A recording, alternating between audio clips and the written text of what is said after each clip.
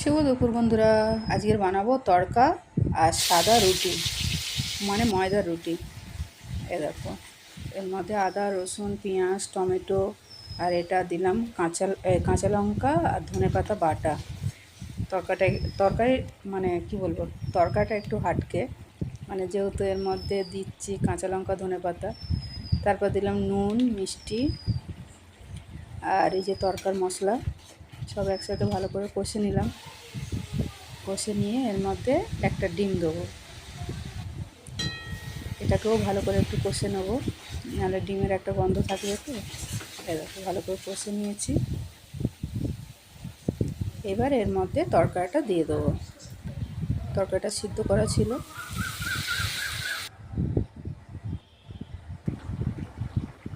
এই ফুটে গেছে, হয়েও গেছে।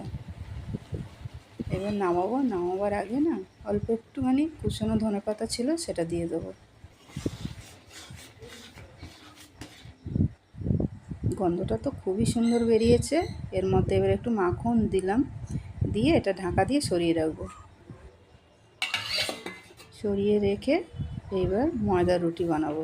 এর সাথে ময়দার রুটিটা খুবই ভালো লাগে। পাতলা পাতলা ময়দার রুটি গরম গরম, তার সাথে তড়কা, ও অসাধারণ। এবার একটা রুটি হয়ে গেছে, তার সাথে তড়কা।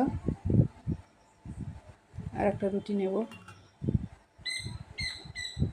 দুটো রুটি নিয়ে নিলাম, তার সাথে তড়কা। কেমন হলো বন্ধুরা, কমেন্ট করে জানিও। টাটা। দারুণ লাগছে দেখতে।